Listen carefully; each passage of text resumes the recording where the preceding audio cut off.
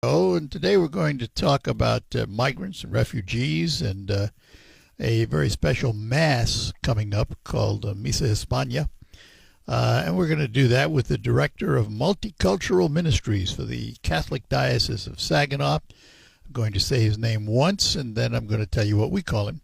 His name is Deacon Labrado Gayton, and we all call him Larry. Good Deacon morning. Larry, good morning. Glad to be here. Glad to have you here.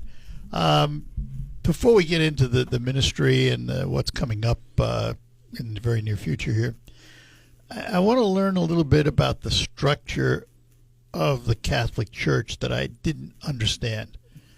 What is the role of a deacon, and how do you get to be one? Okay, that's a good question. Should have had our director of deacons over here as well.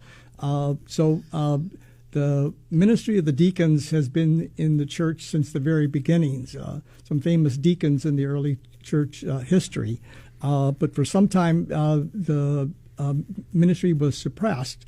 It was in Vatican II back in the 1960s that the ministry of the diaconate was reinvigorated as part of the Vatican II. And it slowly came through the United States. And deacons are a permanent ministry. So a layperson is ordained a deacon. They're permanent deacons. There's also another procedure where people on pathhood to priesthood, seminarians will be ordained a transitional deacon, usually for a year or so. And if God calls them, then they would be ordained a priest in a year or two. But the permanent diaconate is one of service to the church. We're there, ministry of service. And so we're there to help the priest and the people of the church in different ways. Most of the deacons have a normal job in the ministry. Is a deacony and the diaconate an abnormal job? Yes, right. So me, I'm a little older, so I'm now retired. So I use ministry of the deacon as my permanent full-time job. So what drew you to the diaconate? Well, it's a long story. So I was raised Catholic in Texas, and in 1968, our family came up to Michigan as migrant farm workers. And for a while, our parents got divorced. I went to college. I fell away from the church. But then I met a woman who brought me back to the church. They have a way of doing that. Yes. So I met my wife at Michigan State University. Go Green. All right. And then as part of that, after we were married, we started having children, and I felt called that now I had to take care of my own family. I need to make sure my family was raised Catholic as well. So I had that strong push back into the church. And then part of that, then I felt that I was missing something. And I went on a weekend retreat called a Cursillo. Cursillo is a Spanish word for a short course, the short course in Christianity, 3 days. And after that, I just had this conversion experience calling me to do more. So I just started working in the church in different things. And then people started asking me to do more. Well, can you do this in the church? Can you do that in the church? And so I always would say yes. And then people would start saying, well, you would be a good deacon. So they kept pushing me. And you don't just walk in one day and say, I want to be a deacon. No. It takes a course of study? Right. And in our diocese, it's about a 5-year program. 5 years? 5 years, yeah. Before you get to be a deacon? Right. So there's lay ministry. So that's a formation program. Yeah. And then there's diaconate formation as well. So it's about a 5-year process. So what can a deacon do and what can't a deacon do? Right. So deacons can do quite a bit. So we can baptize, we can perform marriage, we can witness marriages, and give blessings. Bless objects, bless people, put prayers over people. We can't in the Mass. We cannot do the ministry of the priest when he's praying over the bread and wine, the Eucharistic prayers. So that is reserved for the priest only. But we're there at the altar helping the priest. And when after the priest has finished with his prayers and is raising the chalice, we're there helping him as well. So we do quite a few things. Some deacons specialize in visits to the sick. Some specialize in formation. Some specialize in funeral ministry. So everybody has a calling to work in the church. And I assume there's administrative roles too. Yes. Yeah. Yeah. So I take a lot of honor in being able to help people when they're grieving, when they lose somebody in their family, whether it's somebody old in their life and they now lost the glue in their family, or somebody young who died suddenly. So I've done all kinds of funerals, and it's my honor to be with the family when that happens. Mm-hmm. You've answered the questions. I had this question because we had interviewed not too long ago a young man who's studying from this diocese, who's studying in Rome, and to be a priest, but he was going to be a deacon. Yeah. And I'm going, wait a minute now, if you're going to be a priest, why do you need to be a deacon? Mm-hmm. And there you go. Yeah, so I had the great pleasure to be in Rome when he had his ordination as a transitional deacon for Charles. So you get ordained? Yes. Is that true for non-traditional, for permanent deacons too? Yeah, it's an ordination. Yes, it is. It is an ordination? Yes. Interesting. Oh, it's awesome. I still remember my ordination with Bishop Zestone. Just like, you're flying high for weeks. Bishop Zestone has a special place in my heart. One in mine, too. He was a very good friend. We are talking to Deacon Larry Gayton, and we're going to talk about the multicultural ministries and an event coming up with him. But I just needed to find out about that. I've always been curious about it. I'm glad you enlightened me. Yeah. We'll take a break, and when we return, we'll get back to our conversation with Deacon Larry. Paul is here, and associate.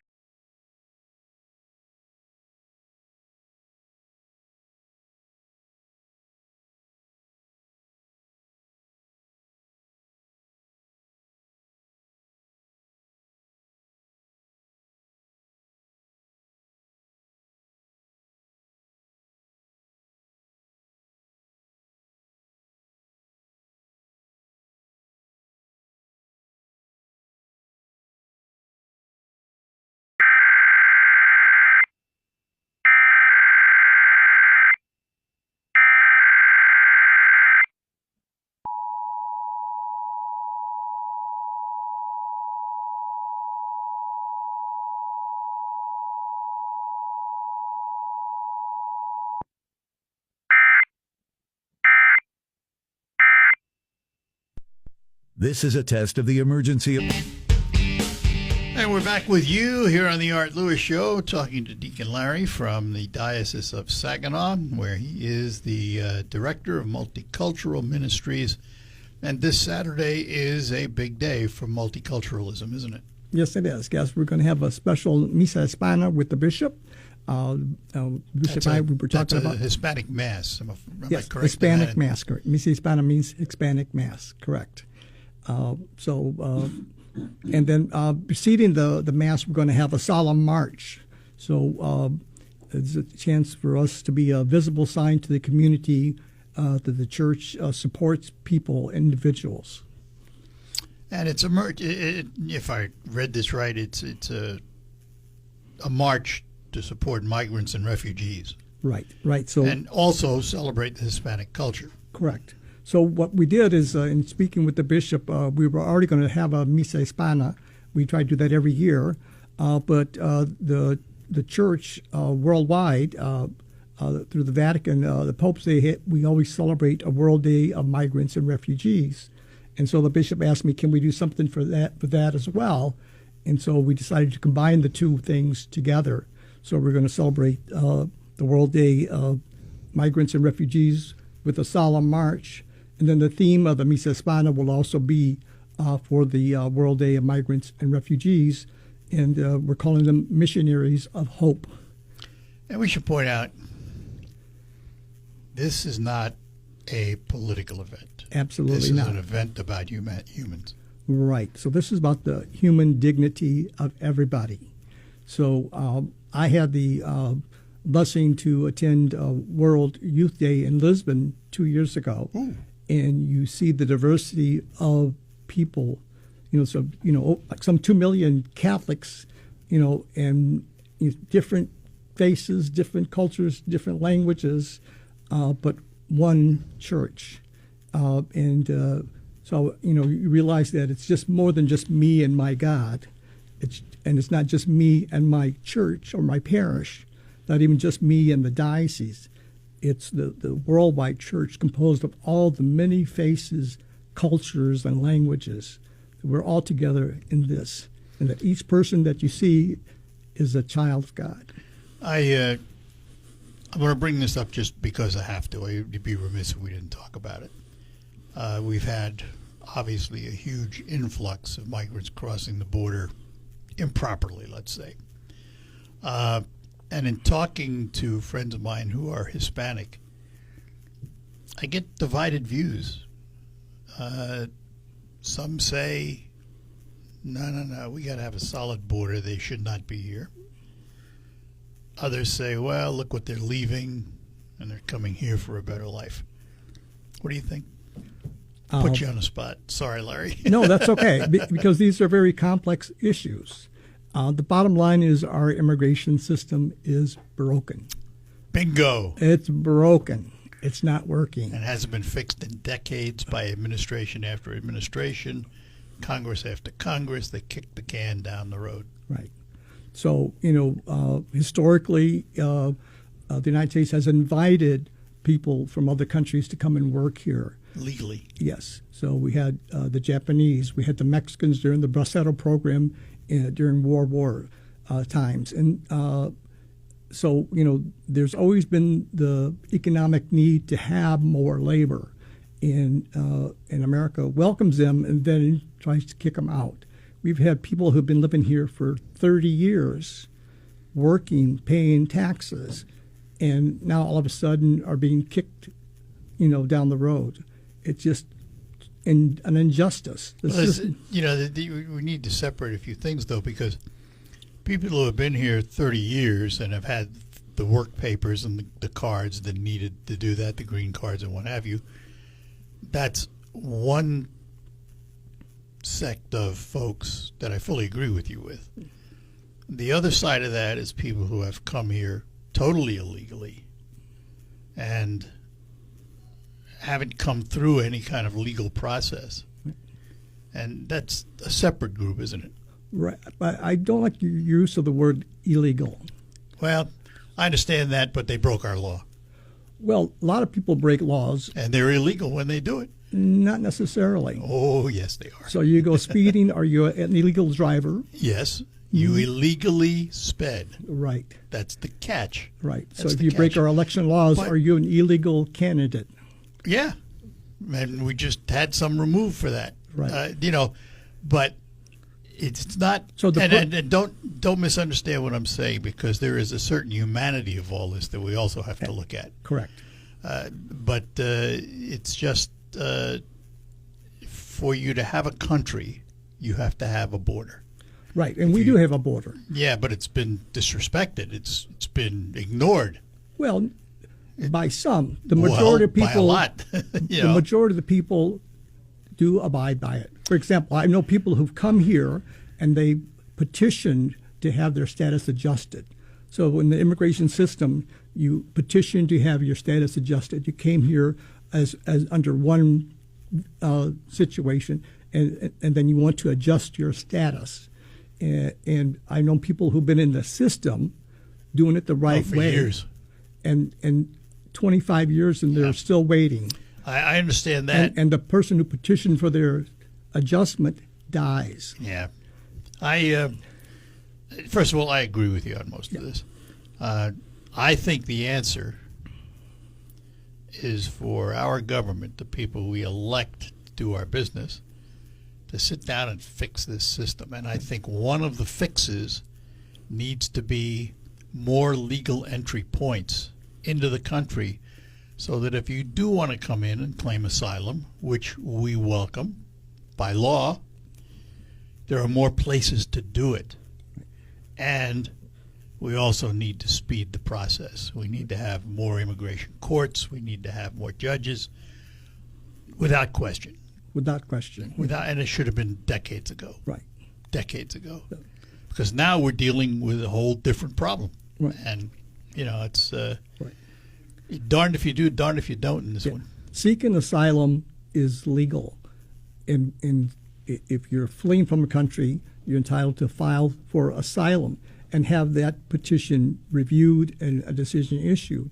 Currently, we're having people show up to immigration court on their asylum case, and they're being deported without having any decision rendered on their application. Yeah, and the system is broken, and I fully agree with you there. And there's so many heart-wrenching stories about that. And it's just not non-citizens. Some citizens are caught up in all that dragnet, too. Yeah. It's just awful. Well, I thank you for being willing to talk about it, because I just, I knew that it was going to have to come up. Yes. Because it's so much in the news, you can't ignore it. Well, I was coming here and said, Art Lewis is going to ask me a question. I know. Larry listens. I've actually had the pleasure of knowing Larry a long time. We never did anything together, but I've seen him and met with him and talked to him, and I knew I could ask and get an answer. We may not always agree, but I love talking to you. And the thing about it, the conversation we just had is how these things should be talked about, but they're not. Social media just uses language and says things and has no recourse, and no repercussion. Right. Two grown people can sit down and have a discussion about an important topic and still say, hey, I'm still like this guy. He's still a friend, and it's important today. Really is. It's a topic that's not going to go away, though. And I will say one thing about the breach of the borders by thousands and thousands of people. It has thrown this issue into the limelight. For better or worse, it has now taken a forefront in American life and needs to be dealt with. Right. Maybe those people in Washington will wake up. Yeah, we've lost the art of the dialogue. Yes. Oh, that's a good way of putting it. Right. That's an excellent way of putting it. Right. And that's what we need, more dialogue. I encounter you, you get to know me, I get to know you. What's important, what. Well, I see, I don't like a person or dislike a person because of their politics. I either like them as a human or I don't. And many times there's no middle ground. I like you, I don't like you. But I never judge anybody on their politics. Some of my best friends don't believe what I believe. We sit down, we talk about it. And when you sit down with someone who is of a different ilk than yourself, you discover you agree on more than you disagree on most of the time. Right. But we don't get to that point, We've become very contrite. I don't know what the word is I'm looking for, but antagonistic toward each other if we don't agree with each other. I see some people, they don't listen to listen. They listen so I can jump back at you. Either that, or they only listen to people that say what they want to hear. Yes. Mm-hmm. In which case you learn nothing. Right. So, well, thank you for the discussion. We'll get back to why you're here now right after this break. Deacon Larry Gayton is our guest, and he is from the Saginaw Diocese, where he is the director of Multicultural Ministries. Great Lakes Bay Job Fair is back. Ready to go. Or have your celebration there at the restaurant. Don't forget, at a moment's notice, Krizak's can help. Call them at 989-894-5531. Krizak's House Family Restaurant, corner of Cass and Michigan, on Bay City's south side. With me is Deacon Labrado Gayton. He is, we call him Larry, Director of Multicultural Ministries at the Catholic Diocese of Saginaw. And, let's go back again. Let's refresh everybody on the whens and where of the parade and then the Misa España. Right. It's not a parade. It's a solemn march Okay. Yeah. So the Misa Hispana is going to be Saturday, October 25th. It's going to be 4 p.m. St. Joseph Parish, 910 North 6th Street. Just past the viaduct, you come up right there. The church is relatively new. It was built in 2003. Well, that is a new church, isn't it? Yes, it is. By most standards. Yes, it is. I'm proud of that church. But before the Mass, we're going to have a solemn march for the migrants and refugees, and that's going to start in the parking lot of Great Lakes Bay Health Center at 501 Lapeer Avenue, the old David Gomez building. Oh, yeah. So right. the parking lot right behind there will start. We want to start marching right at 3 o'clock, so we'll have a prayer maybe at 3:50, 3:55, and then start marching from there. So it's not a long march. No, a little over a mile. So we start the march at 3 o'clock. We'll be at the church by 3:30 and plenty of time to start the Mass at 4 o'clock. After the Mass, we're going to have a reception too in the hall. So we'll have a little food and some refreshments and a little entertainment as well. We've invited a mariachi group from Flint to come and play during the food. Mariachi. Yes. So if you can come, that would be awesome. But I understand you have other commitments. I have a as well. commitment at 5 o'clock. Yeah. Yes. But that's it's funny. I'm a Jewish kid from the Bronx, and I grew up, for whatever reason, loving two different styles of music. Mariachi was one of them, and I don't understand a word they're saying. And the other one was Black Southern Gospel. Go figure. Right. I mean, there's something about the sound of those musical venues, venue types, musical genres is what I'm trying to say. Right. That caught my attention as a young kid, and still love them today. Right. Yeah. Love them. Now I have to tell you, I studied Spanish in school for 3 years in high school, but it was Castilian. And I don't speak a word of it. I remember how to count. That's about it. An interesting thing, too, because growing up in my family, our parents spoke Spanish, our grandparents spoke Spanish, but my dad was very adamant, you will be better in life, you'll be better than me, and he would not let us speak Spanish. So we had to learn English. So growing up... So do you speak Spanish? Did you acquire some of it? I had to acquire it in college. I did take high school Spanish. So that was easy for me because I had heard it all the time. Right. But it doesn't teach you to speak it, fluently. So I was, as part of my education at Michigan State University, I did a study abroad program in Mexico City for 10 weeks, and I came back speaking Spanish. So I went and talked to my grandmother, and she said, "Who is this little boy?" Who never learned the language. Yeah, and look, he's speaking perfect Spanish. So it was just an interesting part of the history of our nation. Now, people, are prized that they speak, 2 languages, 3 languages. It really is an asset for employers. That's very true. I have enough time with English, so I don't. Yeah. So let me ask about the multicultural ministries. What does that cover? Okay. So when I was hired by Bishop Gruss, now it's been over 5 years ago, I was the director of Hispanic ministry. So just dealing with Mexican Americans and the Spanish-speaking communities in our diocese. But then he also told me we need to kind of move forward into a multicultural ministry because we have a history of Black Catholics in our diocese. We talked about the gospel genre. That's been part of the Catholic Church as well. In fact, one of the songs really touched me deeply during Black History thing, this real soulful, deep bass woman was singing, "My eyes have seen the glory of the coming of the Lord." And that was right after that weekend retreat. And I was trying to, how can I describe what happened to me in that weekend? And that song just kind of opened it up for me. So there's a strong presence of Black Catholics in the church. That, as with many churches, our population has kind of declined a little bit. There's still some Black Catholics in the church, but not as many as we used to have back in the 60s and 70s. Not as many of anything. We used to have a Black gospel choir at least once a month. Oh, really? Yes, at St. Joe's. So, and in fact, the director of that, Damona Williams, she's still around. I don't know if you know Damona. She's a wonderful director of music. She's still helping at St. Joe's. And then also there's other, like Native American Catholics. There's a large population of Native American Catholics, so we're trying to do something with that as well. Interestingly enough, Father Novell celebrated his first Catholic Mass in our area.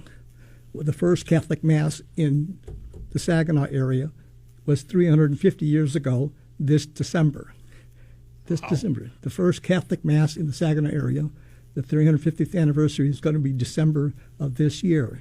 And we're going to have a special Mass in the springtime when it's not so cold on Ojibwe Island. So I was going to say, because 350 years ago, so the population was native. Yes. Primarily. Yes, so the people Some attending the Mass were voyageurs all and- Native Americans. They were Huron Indians and other Indians in the area. They were already Catholic, and they came to the Mass with Father Novell. That's interesting. That's interesting history, because if they were already Catholic, that tells me, and you can correct me on this, but if they were already Catholic, that tells me there had been missionaries that came through. Right. So Father Marquette, up by Sault Ste. Marie, all the French Catholics from Quebec. In fact, at that time, Michigan was part of the Diocese of Quebec. Really? Yes. I never knew that. Never knew it crossed borders like that. Yes. Well, there was no border. Well, I guess that's true. Yeah, at the time, that's right. There was no state. Yeah, there was no It was just territory. United States of America. That's interesting. Yeah. So yeah, it's Part of our history you don't think about. Right. So, but the 350th anniversary of the first Catholic Mass celebrated with Native Americans. We're going to have that celebration in the springtime. We'll give you more information about that. Yeah, I'd like to hear about that. All right, we're going to take a break, come back, and we'll finish up talking to Deacon Larry. My name is Kim Harris.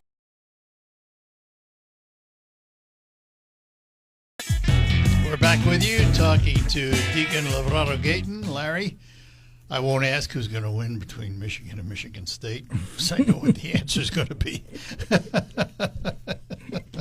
God knows. Yeah, that's true in that game. Absolutely true. So what happens at the Misa Hispania, the Mass, the Hispanic Mass? What makes it different than any other Mass? Okay, so the format, the structure is all going to be the same, but we're dedicating this to the migrants and refugees, so all the music will be in Spanish. There'll be the normal songs we sing in church in Spanish. The readings will be, for the most part, in Spanish. Bishop Gruss does not speak Spanish, so all his parts will be in English. I was going to say, you're not getting that out of him. So I'm going to proclaim the gospel for him in English, and then he will preside at the altar in English, and his homily will be in English. And again, we're hoping that the bishop will be able to talk about migrants and refugees. The message of the church is we stand with all people. I'm sure he will. And we want to be a visible sign to our community here, to our diocese, and to the world that the church stands with its people. Poll after poll tells us that religion is slowly sliding downward in America. Not only people going to organized churches, but even faith in God seems to be diminished. Is that as true in the Hispanic population? Because I've always known them to be devout. I think the trend in the United States clearly is in that direction. And I remember back in my late 30s and 40s, I always saw the churches being smaller but more devout. Those on the fringes may kind of float away, but the church is the core. The core is strong, and I still feel that's the same. The faith among Mexican American families, Puerto Rican families, Spanish speaking families, historically the faith has been very, very strong. Center of life. It's the way I always Right. understood it. A family is